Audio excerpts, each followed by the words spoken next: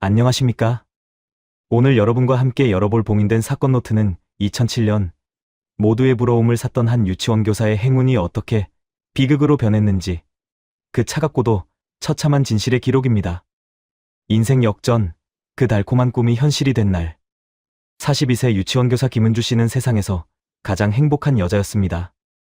하지만 40억이라는 거액의 당첨금을 손에 쥔 직후 그녀는 연기처럼 사라졌습니다. 그러게 왜? 그냥 가만히 있지 그랬어. 그 돈이면 우리 가족 다 편하게 살 수 있었는데. 4년 뒤 아무도 예상치 못한 곳에서 은주 씨의 흔적이 발견됩니다. 겹겹이 쌓인 거짓말과 탐욕이 만들어낸 그날의 진실. 오늘 이야기가 가슴 아프시다면 구독과 좋아요로 이 진실을 널리 알려주십시오. 사건 노트, 지금 봉인 해제합니다. 2007년 3월 경기도 안성의 한 작은 유치원. 이른 아침이면 가장 먼저 도착해 교실 창문을 열어 젖히던 사람이 있었습니다. 바로 햇살반 담임 김은주 선생님이었죠. 그녀가 교실에 들어서면 낡은 환풍기 소리와 함께 베이비 파우더 향이 은은하게 퍼졌어요. 42세, 이 유치원에서만 벌써 11년째 근무하고 있던 그녀는 동료 교사들 사이에서 천사 선생님이라 불렸습니다. 왜 그런 별명이 붙었을까요? 은주 씨는 아이들의 이름은 물론이고 어느 아이가 딸기 알레르기가 있는지, 누가 엄마와 떨어지는 걸 힘들어하는지까지 모두 외우고 있었거든요. 점심시간이면 반찬을 잘 먹지 못하는 아이의 입에 직접 숟가락을 떠넣어주며 우리 강민이 오늘은 당근도 먹어볼까? 하고 다독이던 모습이 지금도 또렷합니다. 퇴근 시간이 되어도 부모님이 늦게 오시는 아이가 있으면 혼자 남아 동화책을 읽어주곤 했죠. 그 시간에 대한 수당 같은 건 한 번도 요구한 적이 없었던 겁니다. 교실 한쪽 사물함 위에는 은주 씨가 직접 뜨개질로 만든 인형들이 줄지어 놓여 있었어요. 주말이면 시댁 안방 구석에 앉아 뜨개질 바늘을 놀리며 아이들 얼굴을 떠올리던 그녀였습니다. 이건 우리 반수지 얼굴 닮았지? 하며 동료 교사들에게 보여주던 그 미소가 그렇게 순수하고 따뜻했던 거예요. 봄이면 교실 창가에 채송화 화분을 가져다 놓고 아이들과 함께 물을 주며 생명의 소중함을 가르쳤고, 여름이면 수박을 통째로 사다가 아이들과 나눠 먹으며 더위를 식혔죠. 유치원 후문 앞 작은 슈퍼에서 일하시던 김 사장님은 은주 씨를 이렇게 기억했어요. 그 선생님은 매일 퇴근길에 들러서 시부모님이 좋아하시는 겉절이나 젓갈을 사가더라고요. 가끔은 제가 오늘은 좀 쉬세요 하면 시어머니가 이 집 깍두기를 좋아하신다며 꼭 사가시던 분이었어요.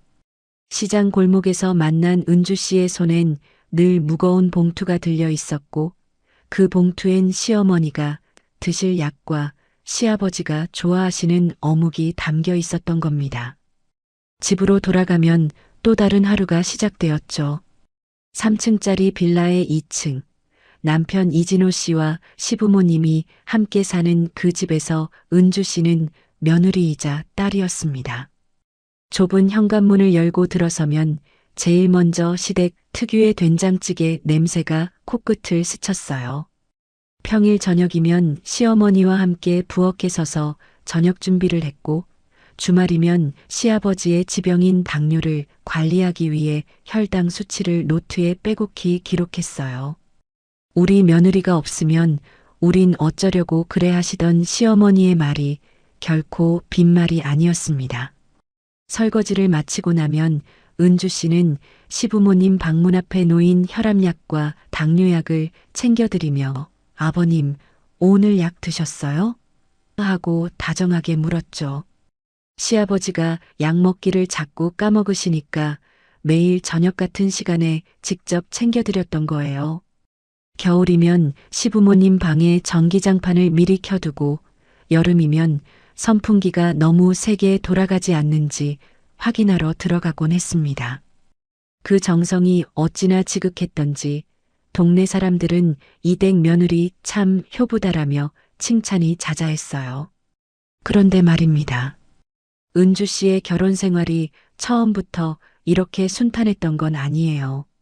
남편 진호 씨는 몇 번의 사업 실패로 빚을 떠안고 있었고, 은주 씨의 월급 200만 원으로 가족 4명이 생활하는 건 결코 쉬운 일이 아니었거든요. 은행 대출 이자만 매달 40만 원, 공과금에 식비까지 더하면 남는 게 없었습니다. 그래도 은주 씨는 불평 한마디 없이 남편의 낡은 구두를 수선해 신기고 자신은 몇 년째 같은 겨울 패딩을 돌려 입었어요. 친정어머니가 따라 너는 왜 그렇게 사니 하고 안타까워하시면 괜찮아요, 엄마. 우리 시부모님도 나이 드셨는데 누가 모시겠어요 하며 웃어 넘기곤 했죠. 친정은 버스로 2시간 거리에 있었지만 은주 씨는 한 달에 한 번도 가기 힘들었습니다.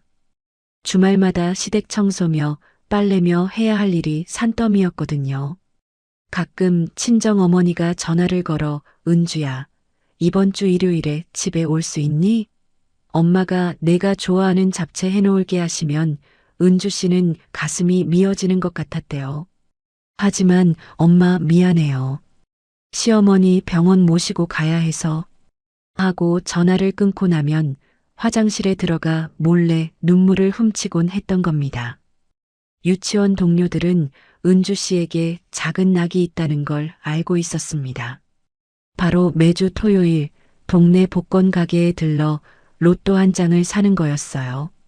언젠가 대박 나면 엄마 무릎 수술 시켜드리고 남편 빚도 갚고 시부모님 모시고 제주도 여행 한번 가야지 하던 그녀의 꿈은 소박했습니다. 당첨금으로 건물을 사거나 사치를 부리겠다는 게 아니라 그저 가족들이 편안하고 건강했으면 좋겠다는 것. 그게 전부였던 거예요. 친한 동료 선생님이 언니 로또 당첨되면 나한테 밥 한 번 사줘야 돼 하고 농담을 던지면 은주 씨는 그럼 당연하지. 그땐 회도 실컷 먹자 하며 밝게 웃곤 했죠. 2007년 3월 25일 토요일. 이날도 은주 씨는 퇴근 후 복권 가게에 들렀습니다. 가게 주인 아저씨가 이번 주도 자동이요? 하고 묻자 은주 씨는 고개를 끄덕였어요. 1,000원짜리 한 장. 숫자는 늘 그랬듯 자동으로 선택했죠. 그 조그만 종이 쪽지를 지갑 안쪽에 곱게 접어 넣으며 은주 씨는 알았을까요? 자신의 운명이 그리고 이 가족 전체의 미래가 그 작은 종이 한 장으로 뒤바뀌게 될 거라는 걸요. 복권 가게를 나서며 그녀는 시장 골목을 지나 시어머니가 좋아하시는 호박을 한 개 샀습니다. 그날 저녁 식탁에는 은주 씨가 정성껏 끓인 호박죽이 올라왔고 시어머니는 우리 며느리 손맛이 최고야 하며 흐뭇해하셨죠. 3월의 따스한 햇살 아래서 웃고 있던 그 평범한 여자는 한 달 뒤면 이 세상에서 영영 사라질 운명이었습니다. 그 누구도 상상하지 못했던 비극의 서막이 지금 막 조용히 열리고 있었던 거예요. 2007년 4월 1일 토요일 저녁 8시 45분. 로또 추첨 방송이 시작되는 시간이었습니다. 은주 씨는 그날도 여느 때처럼 설거지를 끝내고 안방에서 시부모님과 함께 TV 앞에 앉아 있었어요. 남편 진호 씨는 소파에 비스듬히 누워 휴대폰을 만지작거리고 있었죠. 어차피 또 꽝이겠지 하며 무심하게 중얼거리던 그의 목소리가 지금도 생생합니다. 로또 번호가 하나씩 불려질 때마다 은주 씨의 손은 미세하게 떨리기 시작했어요. 첫 번째, 두 번째, 세 번째. 6개의 숫자가 모두 일치하는 순간 그녀의 얼굴에서 핏기가 싹 가셨습니다. 여보, 이거 우리 번호 아니에요? 은주 씨가 떨리는 목소리로 말하자 처음엔 아무도 믿지 않았죠. 진호 씨가 벌떡 일어나 복권을 낚아채듯 확인했고 시부모님도 안경을 고쳐 쓰며 TV 화면과 복권을 번갈아 쳐다봤습니다. 그리고 거실에는 믿을 수 없다는 듯한 침묵이 흘렀어요. 1등 당첨자 3명. 1인당 예상 당첨금 28억 원이라는 자막이 화면을 가득 채웠을 때 시아버지의 입에서 세상에 라는 탄성이 터져 나왔던 겁니다. 그날 밤 그 집 거실의 공기는 묘하게 뜨거웠습니다. 흥분과 설렘, 그리고 무언가 알 수 없는 긴장감이 뒤섞인 채로요. 다음 날 일요일 은주 씨는 새벽부터 잠을 이루지 못했대요. 옆에서 코를 골며 자는 남편을 바라보다가 혼자 거실로 나와 소파에 앉았죠. 28억이라는 숫자가 실감이 나지 않았던 거예요. 창밖으로는 이른 아침 신문 배달 오토바이 소리가 요란했고 옆집에서는 설거지하는 물소리가 희미하게 들려왔습니다. 평범한 일요일 아침이었지만 은주 씨의 삶은 이미 어제와 완전히 달라져 있었어요. 손에 든 복권 한 장이 그토록 무겁게 느껴질 줄은 몰랐던 겁니다. 그런데 말입니다. 문제는 당첨 사실을 알게 된 그 순간부터 시작되었어요. 월요일 아침 은주 씨가 유치원에 출근하려고 하자 시어머니가 그녀를 붙잡았습니다. 며느리, 오늘 은행 가야 하는 거 아니가? 유치원은 병가내고. 시어머니의 목소리엔 평소와 다른 날카로움이 섞여 있었어요. 은주 씨는 어머님, 오늘은 아이들 소풍날이라 제가 꼭 가봐야 해요 하고 말했지만 시어머니의 표정은 굳어 있었죠.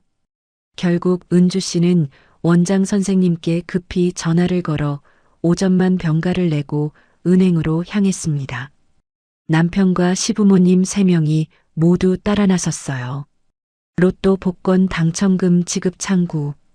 은주 씨가 직원에게 복권을 건네며 신분증을 제시하는 동안 옆에 선 시아버지는 연신 기침을 했고 시어머니는 손에 든 핸드백 끈을 꽉 움켜쥐고 있었습니다. 당첨 확인이 끝나고 세금 22%를 제외한 약 28억 원이 은주 씨의 계좌로 입금되는 순간 그녀는 통장을 물끄러미 바라봤어요. 숫자 2와 8 뒤로 0이 8개나 찍혀 있었죠. 은행 직원이 축하드립니다 하며 건넨 서류 뭉치를 받아들 때 은주 씨의 손바닥엔 식은 땀이 배어 있었습니다. 은행을 나서자마자 시아버지가 입을 열었어요. 은주야, 우선 이 돈으로 빚부터 갚아야지. 진호 명의로 된 대출이 얼만데. 시어머니도 거들었습니다. 그리고 우리 나이도 있는데 이 기회에 전세 말고 작은 아파트 하나 사두면 좋겠다. 차 안은 갑자기 무거운 침묵으로 가득 찼어요. 은주 씨는 아무 말도 하지 않았지만 그녀의 머릿속엔 친정어머니의 얼굴이 떠올랐습니다. 무릎이 너무 아파서 계단도 제대로 못 오르시던 어머니, 수술비가 없어서 몇 년째 미뤄오던 그 수술 말이에요. 그날 저녁 은주 씨는 친정에 전화를 걸었습니다. 엄마, 나 큰일 났어.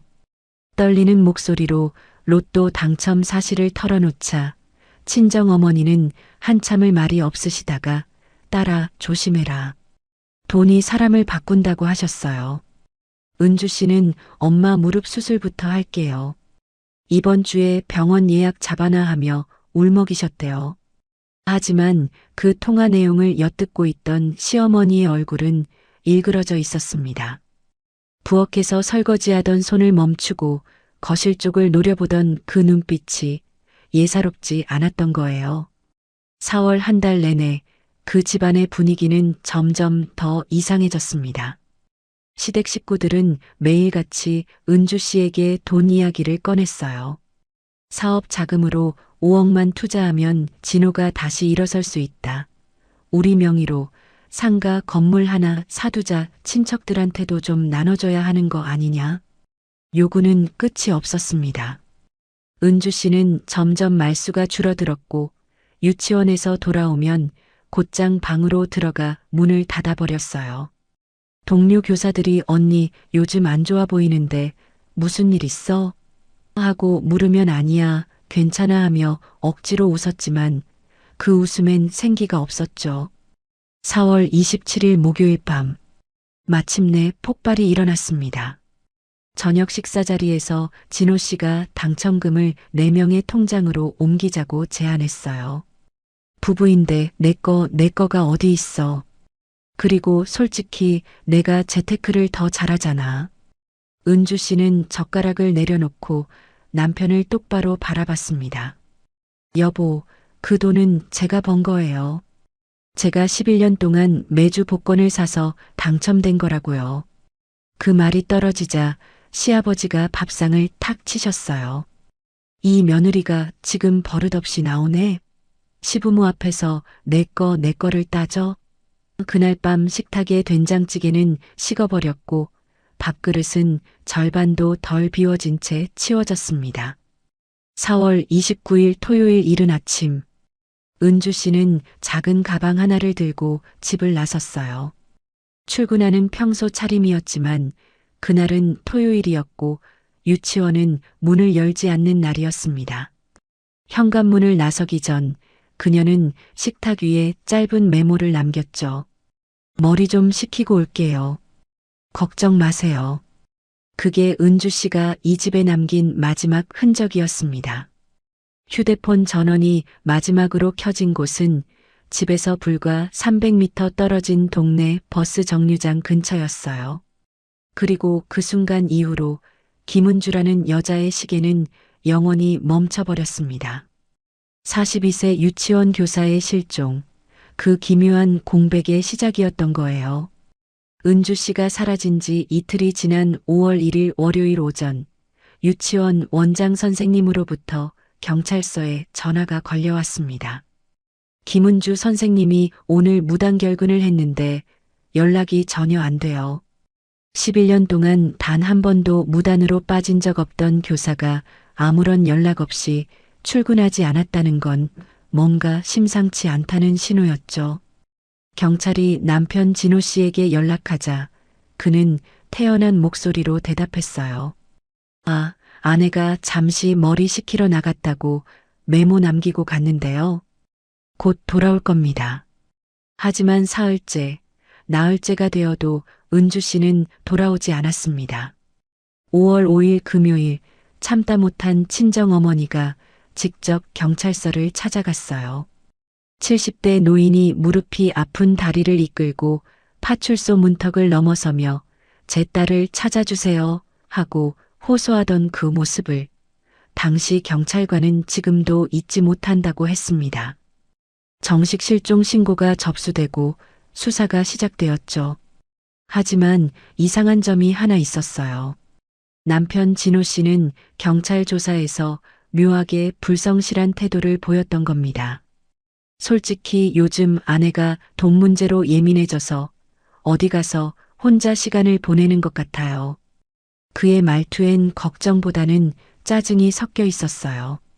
경찰은 우선 은주 씨의 휴대폰 위치 추적부터 시작했습니다. 통신사 기록을 확인한 결과 마지막 신호는 4월 29일 오전 7시 23분 집 근처 버스 정류장에서 약 300m 떨어진 골목길 기지국에서 포착되었어요. 그 이후로는 전원이 꺼졌는지 아니면 파손되었는지 신호가 완전히 끊긴 상태였죠. CCTV를 분석했지만 당시 그 골목은 오래된 주택가라 설치된 카메라가 거의 없었습니다. 단 한 대 골목 입구 편의점 CCTV에 은주 씨로 추정되는 여성이 작은 가방을 들고 걸어가는 뒷모습이 희미하게 찍혀 있었을 뿐이에요.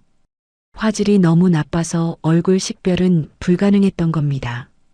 은주 씨의 통장 거래 내역을 추적하자 더욱 이상한 사실이 드러났습니다.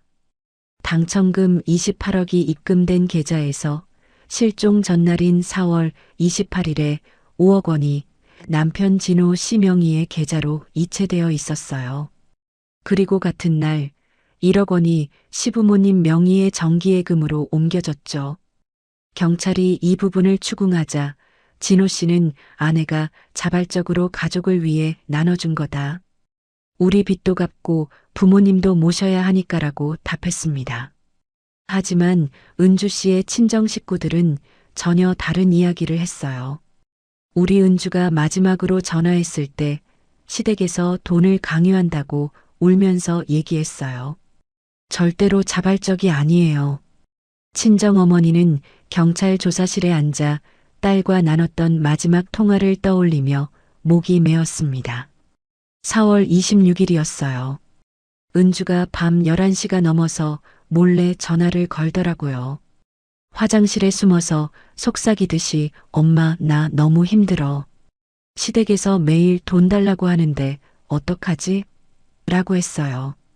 그래서 내가 그럼 엄마 집으로 와. 돈은 내가 번 거잖아 라고 했더니 엄마 나도 그러고 싶은데 시어머니가 무서워라고 하더라고요. 친정어머니의 증언은 명확했습니다. 은주 씨는 도망친 게 아니라 누군가에게 위협을 받고 있었다는 거였죠. 수사팀은 시댁 식구들을 소환해 조사했습니다. 시아버지는 며느리가 원래 소심하고 예민한 성격이라 돈 문제로 스트레스를 받았을 수도 있다며 애매한 답변만 늘어놓았어요. 시어머니는 우리가 뭘 강요했겠어요? 며느리가 효심이 깊어서 알아서 챙겨준 거지라고 잡아댔죠. 진호 씨는 아내가 친정어머니 수술비 문제로 고민이 많았다. 아마 그 돈을 들고 병원비 알아보러 간 것 같다고 주장했습니다. 하지만 친정어머니는 딸로부터 단 한 푼도 받은 적이 없다고 잘라 말했어요. 증언은 완전히 엇갈렸고 수사는 미궁 속으로 빠져들었습니다. 경찰은 시댁집에 대한 압수수색을 진행했습니다. 은주 씨의 방, 옷장, 서랍장을 뒤졌지만 특별한 단서는 나오지 않았어요. 다만 이상한 점이 하나 있었죠. 은주 씨가 평소 아끼던 물건들, 결혼반지나 친정어머니가 주신 금팔찌 같은 것들이 그대로 방에 남아 있었던 겁니다. 장기간 어딘가로 떠날 사람이라면 당연히 챙겨갔을 물건들이었어요. 더구나 옷장을 열어보니 그녀의 옷들이 거의 다 걸려 있었습니다. 실종 당일 입고 나간 옷 외에는 없어진 게 없었던 거예요. 이건 계획적인 실종이 아니라 급작스러운 상황이었다는 증거였죠. 그런데 말입니다. 수사 과정에서 결정적인 방해 요소가 나타났어요. 바로 시댁의 비협조였습니다. 경찰이 혹시 은주 씨가 남긴 다른 메모나 일기장은 없습니까? 라고 물으면 그런 거 없다고 잘라 말했고 실종 전날 밤 집안 분위기가 어땠습니까? 라고 물으면 평소와 똑같았다며 일관된 답변만 내놓았어요. 게다가 진호 씨는 아내가 돈을 들고 도망간 거다. 계속 수사하면 우리 가족만 피해다라며 수사 종결을 압박하기까지 했습니다. 그의 태도는 실종된 아내를 걱정하는 남편이라기보다는 뭔가를 숨기려는 사람처럼 보였어요. 한 달이 지나고 2달이 지났습니다.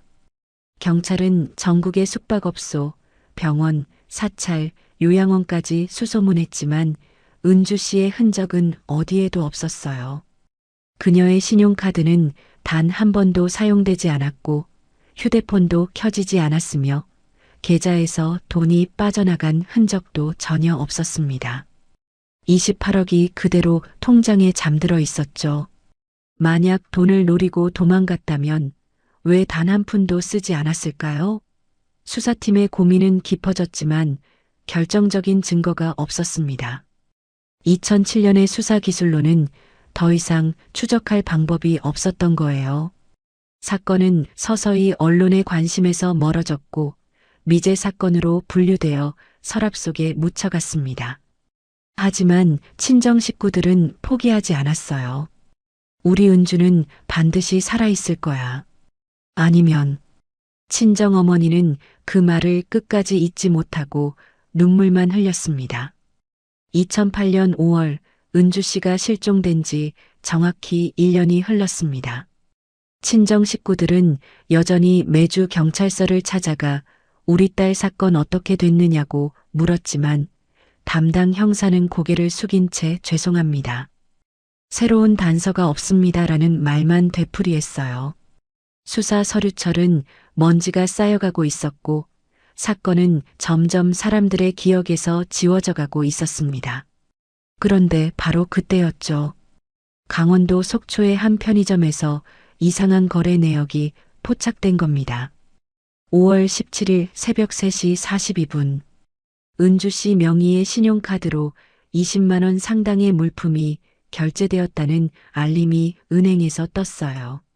담배 10갑, 소주 3병, 컵라면 5개, 그리고 선불 유심칩이었습니다. 실종 이후 단 한 번도 사용되지 않았던 카드가 갑자기 활성화된 거죠. 경찰은 즉각 그 편의점의 CCTV 영상을 확보했습니다. 화면 속 인물을 확인하는 순간 수사팀은 당혹스러움을 감추지 못했어요. 카드를 사용한 사람은 은주 씨가 아니었던 겁니다. 영상에 찍힌 건 180cm가 넘어 보이는 덩치 큰 남성이었어요. 검은색 후드 점퍼에 야구 모자를 푹 눌러 쓴 채 고개를 숙이고 있었지만 체격만으로도 42세 여성인 은주 씨와는 전혀 달랐죠. 그 남자는 카드를 건네며 편의점 직원과 짧게 대화를 나누었는데 직원은 나중에 경찰 조사에서 목소리가 굵고 거칠었다. 여자 목소리는 절대 아니었다고 증언했습니다. 그럼 이 남자는 누구였을까요? 어떻게 은주 씨의 카드를 손에 넣었을까요? 경찰은 즉시 속초 일대를 수색했습니다. 편의점 주변 여관과 모텔, 민박집까지 뒤졌지만 은주 씨의 흔적은 발견되지 않았어요. 카드를 사용한 남성의 신원도 밝혀지지 않았죠. 다만 한 가지 이상한 점이 있었습니다. 그 남성이 구매한 물품 중에 여성용 생리대와 두통약이 포함되어 있었던 거예요. 마치 누군가를 위해 심부름을 온 것처럼 보였던 겁니다. 혹시 은주 씨가 어딘가에 감금되어 있는 건 아닐까? 수사팀의 머릿속은 복잡해졌습니다. 그런데 이 소식을 들은 남편 진호 씨의 반응은 기묘했어요. 그는 경찰서로 달려와서 봤죠? 제 아내가 살아있잖아요. 라며 오히려 흥분한 목소리로 외쳤습니다. 카드를 쓴 걸 보니 어딘가에서 멀쩡히 잘 먹고 잘 살고 있다는 증거 아닙니까? 담당 형사가 하지만 카드를 사용한 건 다른 남성입니다라고 말하자 진호 씨는 그럼 아내가 그 남자한테 부탁해서 쓴 거겠죠. 새 남자라도 만나서 도망간 게 틀림없어요라며 단정 지어버렸어요. 실종된 아내를 찾았다는 안도감보다는 뭔가 자신의 주장이 입증되었다는 듯한 태도였던 겁니다. 진호 씨는 이 사건을 빌미로 경찰의 수사 종결을 강하게 요구했습니다. 1년 동안 수사에서 나온 결론이 뭡니까? 제 아내는 돈 들고 튀었고 지금도 어디선가 멀쩡히 카드 쓰면서 살고 있잖아요. 이제 그만 좀 합시다. 그의 목소리엔 지친 남편의 애절함이 아니라 귀찮은 일을 빨리 끝내고 싶어 하는 조급함이 배어 있었어요. 심지어 그는 계속 수사하면 저희 가족만 소문만 나고 피해예요. 실종자 가족이라고 동네에서 손가락질 당한다고요라며 불만을 토로했습니다. 친정 식구들은 정반대의 반응을 보였죠. 친정 언니는 경찰서 복도에서 진호 씨와 마주쳤을 때 그의 멱살을 잡다시피 하며 소리쳤어요. 당신 뭔가 숨기고 있는 거 아니야? 우리 동생이 카드를 썼다면 왜 연락 한 통 안 하는데? 1년 동안 친정 엄마가 아파 죽어도 전화 한 통 없는 게 말이 되냐고. 친정 어머니는 벽에 기대선 채 흐느껴 울었습니다. 내 딸은 절대로 그런 애가 아니에요. 뭔가 잘못됐어요. 제발 끝까지 찾아주세요. 수사팀은 다시 원점으로 돌아갔습니다. 속초의 카드 사용권은 오히려 수사를 더 혼란스럽게 만들었어요. 은주 씨가 정말 살아있다면 왜 가족에게 연락하지 않을까요? 왜 28억이나 되는 돈은 손도 대지 않고 카드만 한 번 사용했을까요? 그것도 본인이 아닌 정체불명의 남자를 통해서요? 모든 게 석연치 않았지만 구체적인 증거는 없었습니다. 카드를 사용한 남성은 편의점을 나선 뒤 어둠 속으로 사라졌고 그 이후로는 다시 어떤 거래 기록도 나타나지 않았어요. 2008년 8월 사건은 또 한 번 충격적인 국면을 맞이합니다. 남편 진호 씨가 변호사를 선임해 법원에 실종 선고 청구를 준비하고 있다는 소식이 들려온 거예요. 실종 선고란 일정 기간 행방불명된 사람을 법적으로 사망한 것으로 간주하는 제도입니다. 보통은 실종된 지 5년이 지나야 신청할 수 있지만 진호 씨는 특별한 사유를 근거로 조기 신청을 준비 중이었어요. 실종 선고가 받아들여지면 은주 씨 명의의 재산, 그러니까 그 28억 원은 법적으로 배우자인 진호 씨에게 상속되는 겁니다. 친정 식구들은 경악했습니다. 친정 오빠가 진호 씨에게 전화를 걸어 따졌어요. 형부, 아직 1년밖에 안 지났는데 벌써 실종 선고를 한다고? 동생을 찾을 생각은 안 하고 돈만 생각하는 거야? 진호 씨는 차갑게 대답했죠. 형님, 저도 살아야죠. 1년 동안 기다렸는데 소식이 없으면 이제 제 인생도 살아야 하는 거 아닙니까? 전화는 일방적으로 끊겼고 그 후로 진호 씨는 친정 식구들의 연락을 모두 차단해 버렸습니다. 법원에 접수된 실종 선고 신청서, 그 서류 뭉치 속에는 은주 씨가 자발적으로 실종되었으며 귀가 의사가 없는 것으로 보인다는 내용이 빼곡히 적혀 있었어요. 부부 관계가 원만하지 않았다는 허위 진술, 은주 씨가 평소 가출 충동을 보였다는 조작된 증언들이 나열되어 있었죠. 하지만 진짜 목적은 하나였습니다. 28억이라는 거금을 합법적으로 손에 넣는 것. 수사는 미궁에 빠졌고 가족은 쪼개졌으며 진실은 점점 더 깊은 어둠 속으로 가라앉고 있었던 겁니다. 2009년 봄 친정 어머니는 하루가 멀다 하고 경찰서 앞을 서성였습니다. 무릎이 아파서 지팡이를 짚고 다녀야 했지만 딸을 찾겠다는 일념으로 버텨왔어요. 그런데 그해 3월 친정 어머니가 쓰러졌습니다. 극심한 스트레스로 인한 뇌졸중이었죠. 병원 응급실 침대에 누워서도 어머니는 은주야, 엄마가 미안해 라며 헛소리를 했대요. 딸을 지켜주지 못한 자책감이 병을 키운 겁니다. 친정 언니가 어머니의 손을 잡고 엄마 정신 차리세요. 우리가 은주 꼭 찾을 거예요 라고 다독였지만 어머니의 눈에서는 눈물만 흘러내렸어요. 그 무렵 법원에서는 진호 씨가 신청한 실종 선고 심리가 진행되고 있었습니다. 친정 식구들은 변호사를 선임해 실종 선고를 막아달라고 호소했지만 법은 냉정했어요. 담당 판사는 실종된 지 2년이 넘었고 생존 신호가 없으며 본인의 카드가 타인에 의해 사용된 정황상 자발적 실종으로 볼 여지가 있다며 진호 씨의 손을 들어주는 듯한 입장을 보였습니다. 친정 오빠가 아직 시신도 발견되지 않았는데 어떻게 사망으로 간주할 수 있습니까? 라고 항변했지만 판사는 그것이 실종 선고 제도의 취지라고만 답했죠. 2009년 7월 15일 법원의 결정문이 나왔습니다. 피실종자 김은주는 2007년 4월 29일을 기준으로 사망한 것으로 간주한다. 단 한 장의 서류가 은주 씨의 존재를 법적으로 지워버린 겁니다. 진호 씨는 그날로 은행을 찾아가 은주 씨 명의의 계좌를 정리했어요. 28억에서 이미 빼간 6억을 제외한 나머지 22억 원이 그의 통장으로 이체되었습니다. 은행 창구 직원이 고인의 명복을 빕니다라고 말하자 진호 씨는 감사합니다라며 담담하게 고개를 숙였대요. 슬픔보다는 안도의 표정이 역력했다는 게 직원의 증언이었습니다. 돈을 손에 넣은 진호 씨는 곧바로 시댁 근처에 3층짜리 상가 건물을 매입했어요. 1층은 치킨집, 2층은 헬스장으로 임대를 주고 본인은 3층에서 사무실을 차렸죠. 시부모님께는 경기도 용인의 신축 빌라를 사드렸습니다. 아버님, 어머님, 이제 편하게 사세요. 이게 다 며느리 덕분 아니겠습니까? 하던 그의 말투에는 죄책감이라곤 찾아볼 수 없었어요.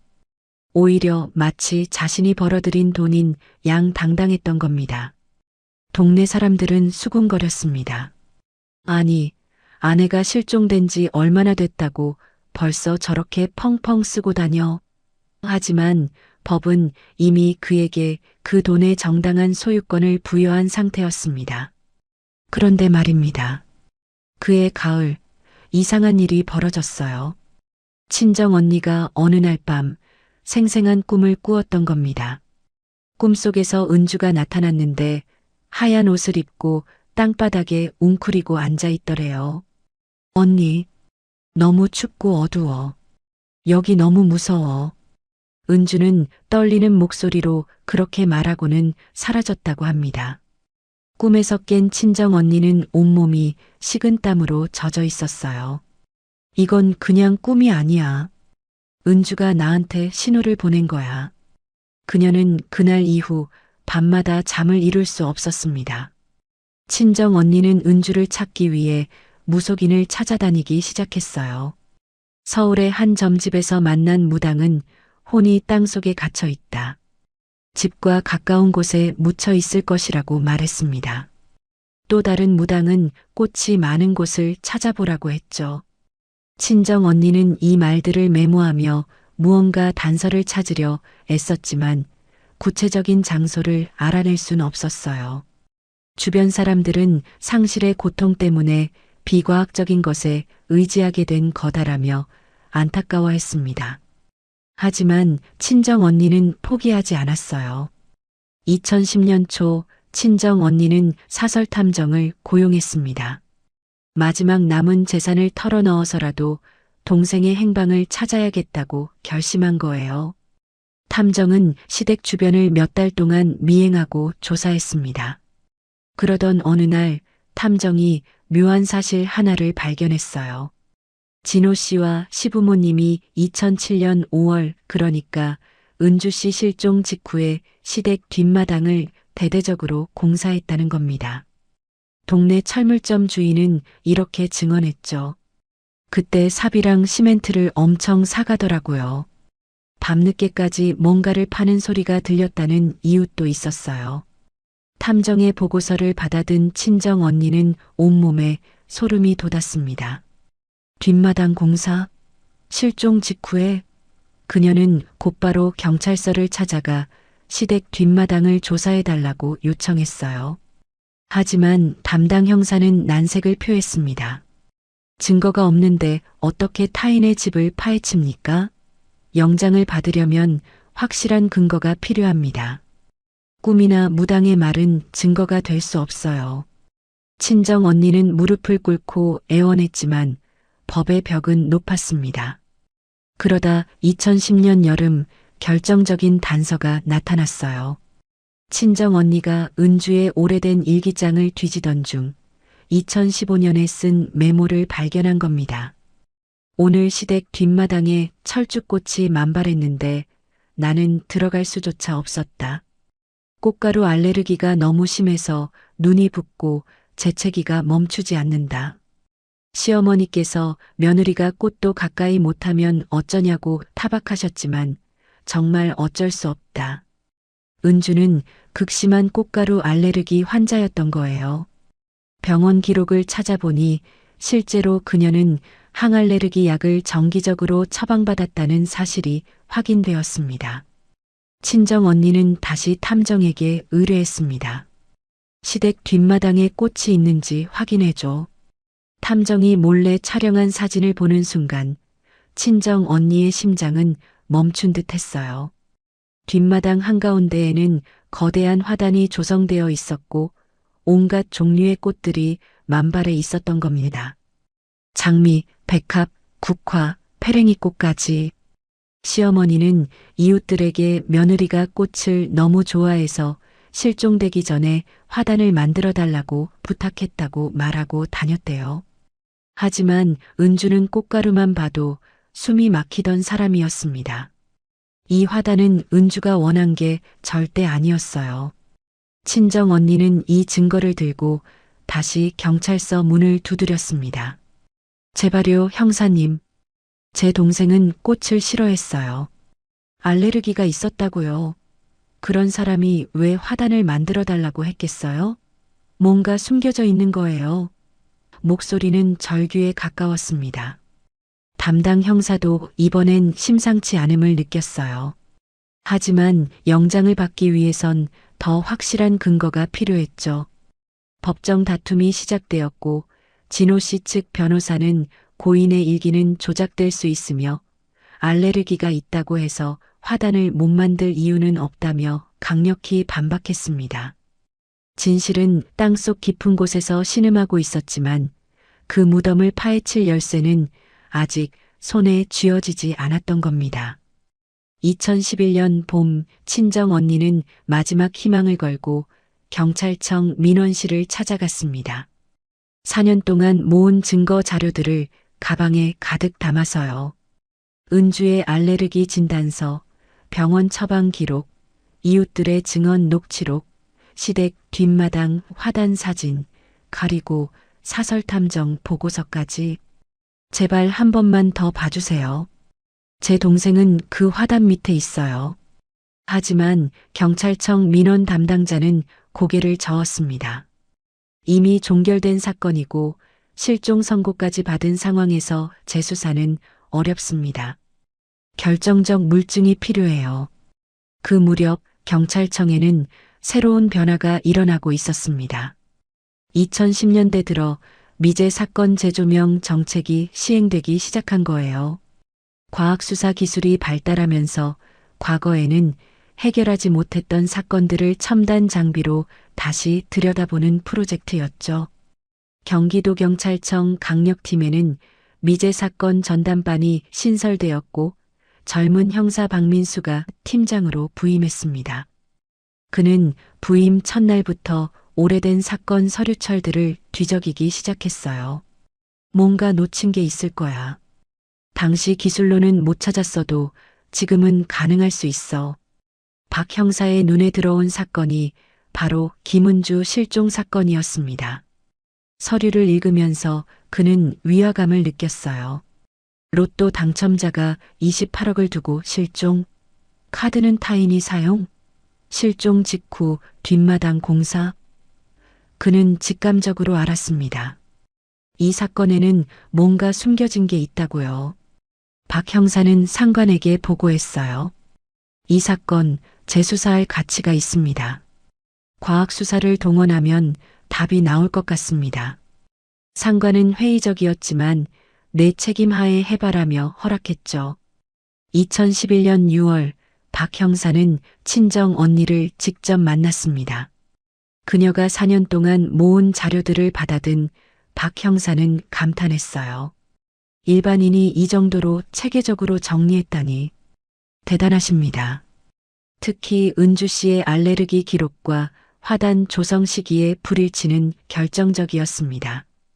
꽃가루 알레르기 환자가 왜 화단을 만들어 달라고 했겠습니까? 이건 명백한 모순입니다. 박 형사는 곧바로 재수사팀을 꾸렸어요.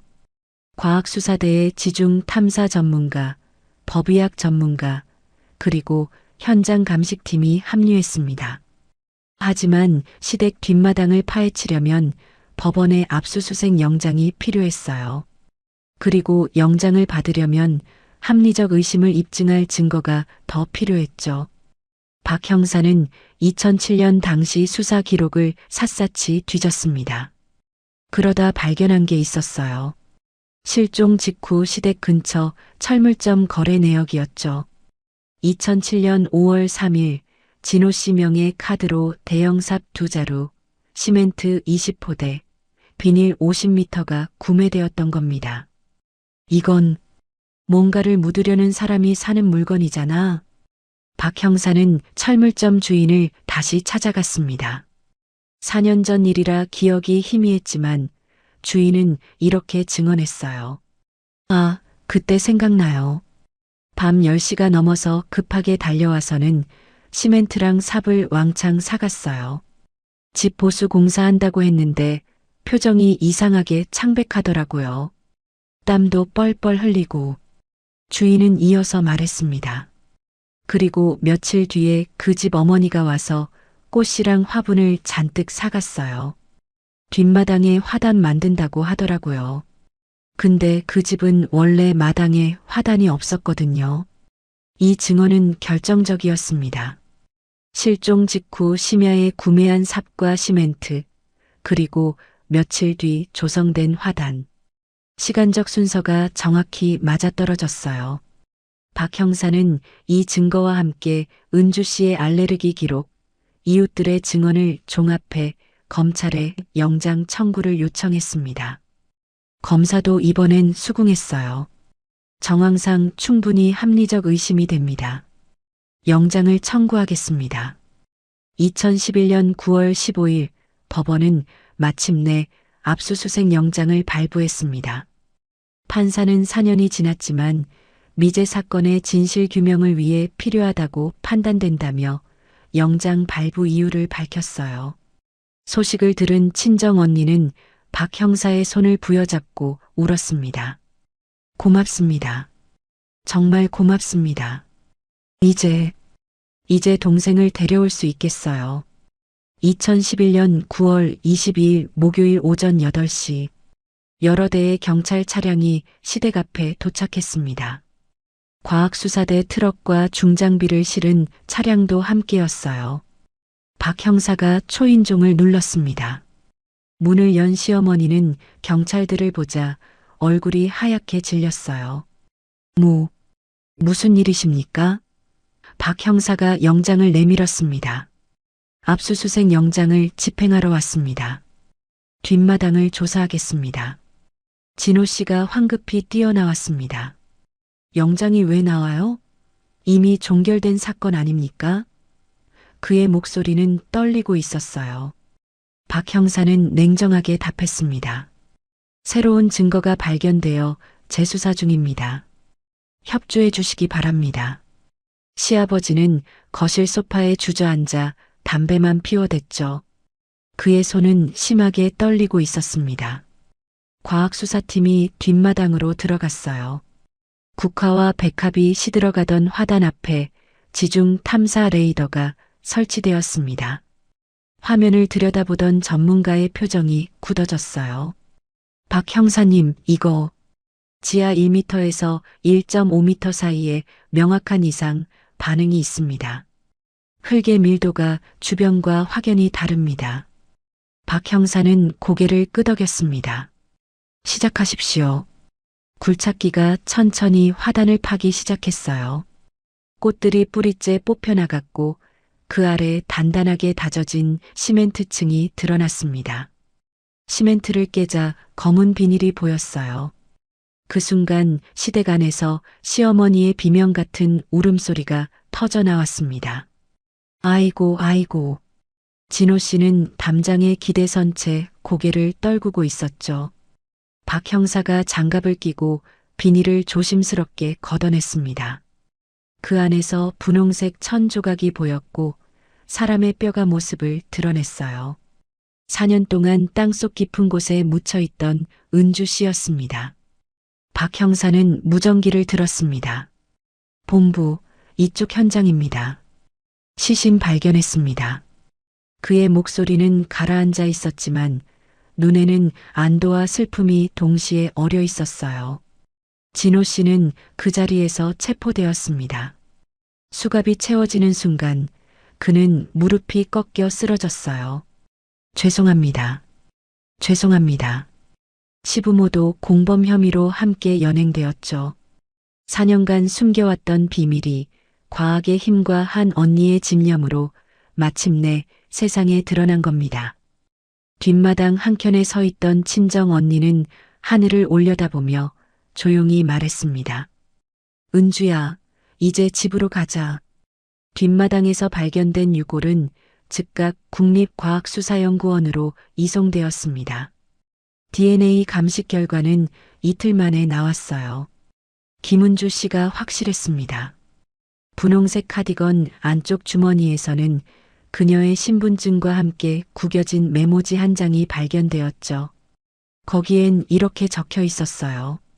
엄마 수술비 5천, 여보빚 2억, 시부모님 전세 1억.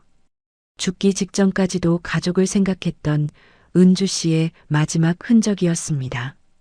부검 소견은 더욱 참담했어요. 두개골 후두부의 둔기 타격 흔적, 목뼈에 남은 강한 압박 자국. 국과수는 머리를 맞은 후 목이 졸려 질식사한 것으로 추정된다고 결론 내렸습니다. 경찰서 조사실. 진호 씨는 처음엔 저는 몰랐습니다. 부모님이 혼자 그런 줄 알았어요라며 발뺌했어요. 하지만 시아버지의 반응은 달랐습니다. 70대 노인은 조사실 의자에 앉자마자 고개를 떨구며 내 아들이 그랬소. 하지만 우발적이었소라고 털어놓았어요. 시어머니는 유치장에서 정신을 잃고 쓰러져 병원으로 이송되었지만 의식을 회복하자마자 우리가 잘못했어요. 며느리한테 미안해요라며 흐느꼈죠. 세 사람의 진술이 엇갈리자 박 형사는 하나씩 압박하기 시작했습니다. 가장 먼저 무너진 건 시아버지였어요. 그는 72시간의 조사 끝에 마침내 그날 밤의 진실을 털어놓았습니다. 2007년 4월 28일 밤이었소. 저녁 먹고 나서 거실에서 며느리와 아들이 다투기 시작했어요. 당첨금을 어떻게 쓸 거냐는 문제였죠. 시아버지의 목소리는 떨리고 있었어요. 며느리는 친정 어머니 수술비부터 쓰겠다고 했고 우리는 아들 빚부터 갚아야 한다고 했소. 말다툼이 점점 커졌어요. 그러다가 며느리가 그럼 전 이혼하고 나가겠어요라고 했소. 그 말을 들은 우리 아들이 미쳤어요. 돈 들고 나간다고? 절대 안 돼. 라며 며느리 팔을 붙잡았죠. 며느리가 뿌리치려 하자 아들이 밀쳤고 며느리는 거실 탁자 모서리에 머리를 부딪혔어요. 시아버지는 고개를 숙인 채 계속 말했습니다. 피가 나는데도 며느리가 경찰에 신고하겠어요라고 하자 아들이 완전히 이성을 잃었어요. 두 손으로 며느리 목을 조르기 시작했소. 박 형사가 물었습니다. 그때 왜 말리지 않으셨습니까? 시아버지는 대답하지 못했어요. 한참의 침묵 끝에 그가 입을 열었습니다. 말려야 한다는 생각은 했소. 하지만 그 순간 머릿속에 저 여자가 없어지면 돈을 다 가질 수 있다는 생각이 스쳤어요. 나도 귀신에 홀린 거요. 그래서 그냥 지켜만 봤소. 조사실에는 무거운 침묵이 흘렀습니다. 시어머니도 그 자리에 있었고 마찬가지로 아무것도 하지 않았다는 진술이었어요. 진호 씨는 결국 범행을 자백했습니다. 5분쯤 지나니까 아내가 축 늘어지더라고요. 숨을 확인해 보니 안 쉬고 있었어요. 그제야 정신이 들었죠. 내가 무슨 짓을 한 거지? 하지만 이미 늦었어요. 그는 떨리는 손으로 물을 마셨습니다. 아버지가 이미 저질렀으면 끝까지 가야 한다. 시신을 숨겨야 한다고 하셨어요. 어머니도 경찰한테 들키면 우리 가족 다 끝장이다라고 했죠. 그날 밤 11시부터 새벽까지 세 사람은 범죄를 은폐하기 시작했어요.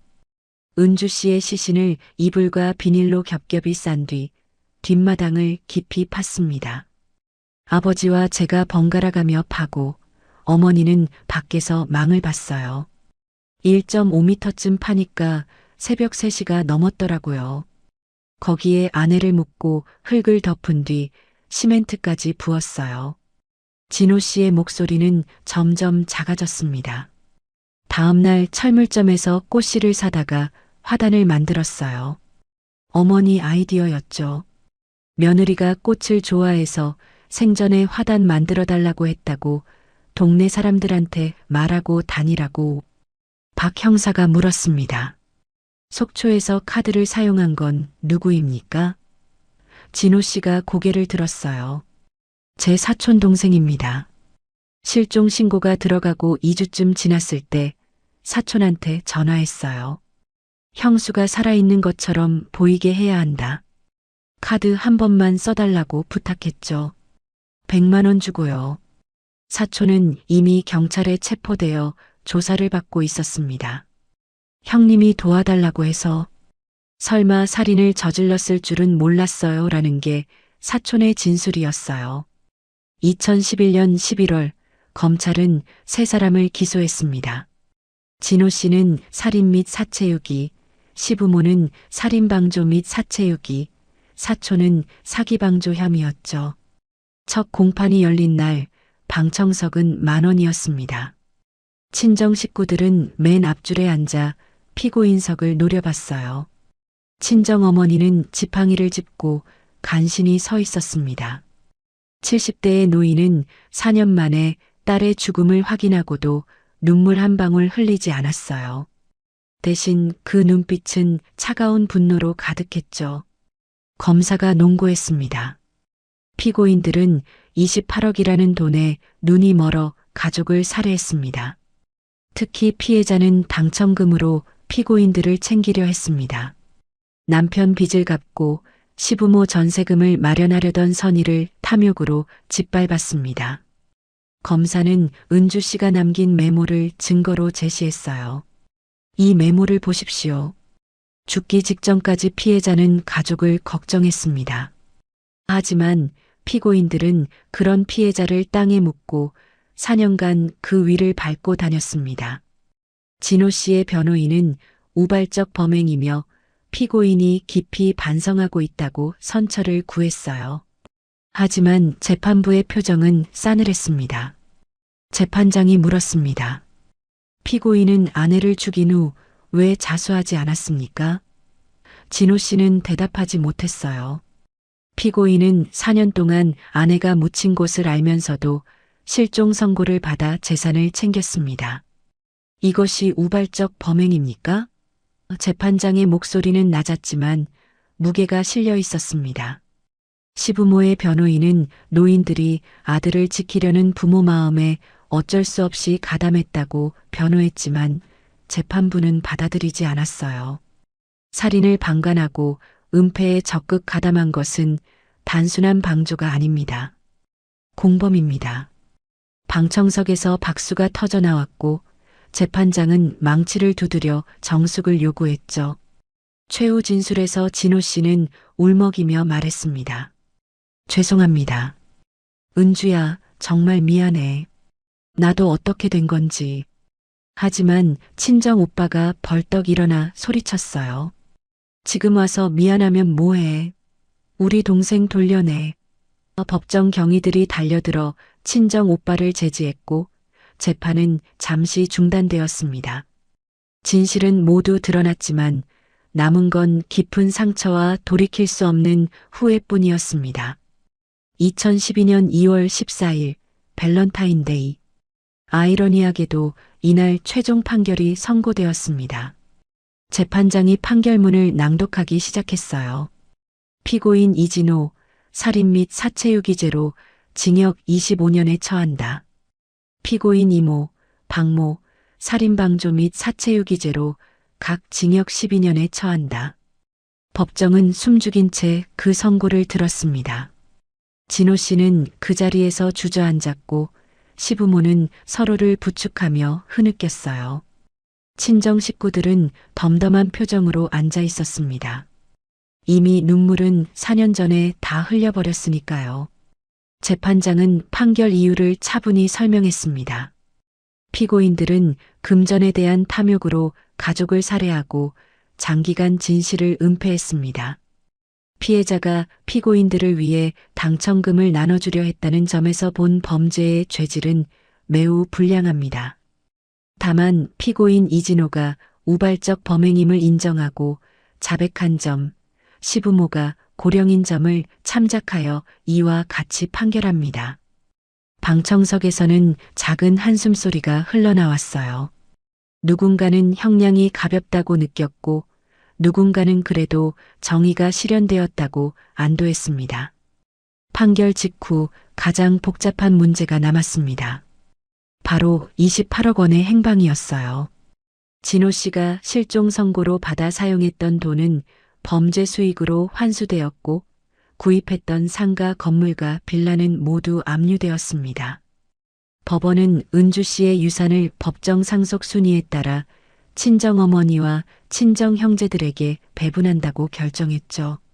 하지만 친정어머니는 그 돈을 받는 날 통장을 물끄러미 바라보며 말했습니다. 이게 무슨 소용이람. 딸 하나 못 지킨 죗값인데. 2012년 3월 10일 은주 씨의 장례식이 치러졌습니다. 5년 만에 드리는 장례였어요. 그녀가 11년간 근무했던 유치원 강당에 빈소가 차려졌습니다. 영정사진 속 은주 씨는 유치원 교사복을 입고 환하게 웃고 있었어요. 아이들을 사랑했던, 가족을 위해 모든 걸 희생했던 그 미소였죠.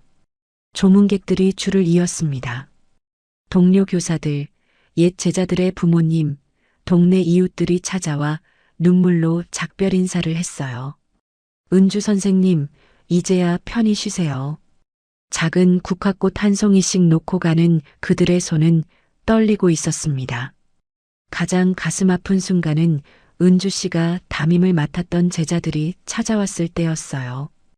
2007년 당시 5살이었던 아이들은 이제 10살이 되어 있었습니다. 한 아이가 손편지를 영정 앞에 놓았어요. 선생님, 저 강민이에요. 선생님이 먹여주신 당근맛 아직도 기억해요. 보고 싶어요. 삐뚤빼뚤한 글씨였지만 그 진심은 누구보다 뜨거웠습니다. 친정어머니는 그 편지를 보고 처음으로 눈물을 흘렸어요. 우리 딸이 이렇게 좋은 사람이었는데. 화장 후 유골은 경기도의 한 추모공원에 안장되었습니다. 친정 식구들은 은주 씨가 좋아하던 햇볕 잘 드는 언덕을 선택했어요. 묘비에는 이렇게 새겼습니다. 사랑으로 살다간 천사 선생님 김은주 1965-2007 당신의 선함을 영원히 기억합니다. 묘 주변에는 꽃 대신 작은 돌멩이들이 놓여 있었어요. 은주 씨의 알레르기를 배려한 조문객들의 마음이었습니다. 친정어머니는 유산 중 3억 원을 사회에 기부하기로 결정했습니다. 은주 씨의 이름으로 유치원 교사 장학재단을 설립한 거예요. 딸이 평생 아이들을 사랑했으니 이 돈도 아이들을 위해 써야 한다는 게 어머니의 뜻이었습니다. 은주 선생님 기금은 매년 10명의 예비 유치원 교사들에게 장학금을 지급하고 있어요. 재단 사무실 벽에는 은주 씨의 사진과 함께 그녀가 남긴 말이 액자로 걸려 있습니다. 아이들의 웃음이 세상에서 가장 아름다운 소리예요. 교도소에 수감된 3사람의 삶은 비참했습니다. 진호 씨는 수감 첫날부터 다른 수감자들에게 따돌림을 당했어요. 아내를 죽인 놈이라는 낙인이 찍혀 교도소 내에서도 최하층 취급을 받았죠. 그는 독방에서 대부분의 시간을 보내며 아내의 환영에 시달렸다고 합니다. 교도관은 밤마다 미안해, 미안해라고 중얼거리며 잠을 설친다고 전했어요.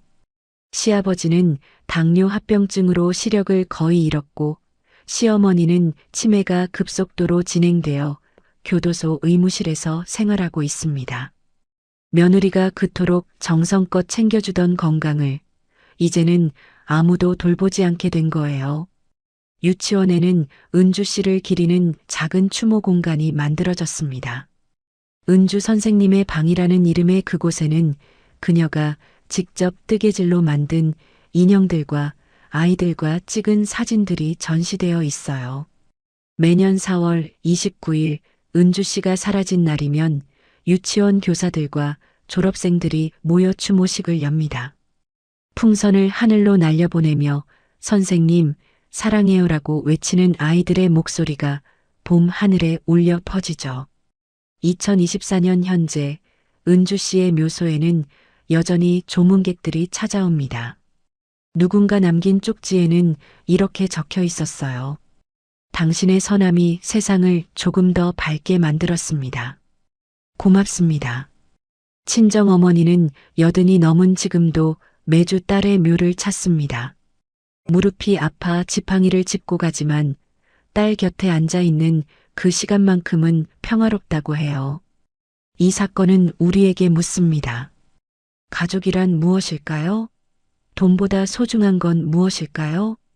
은주 씨는 가족을 위해 모든 걸 나누려 했지만 탐욕 앞에서 목숨을 잃었습니다. 하지만 그녀의 선의는 죽지 않았어요.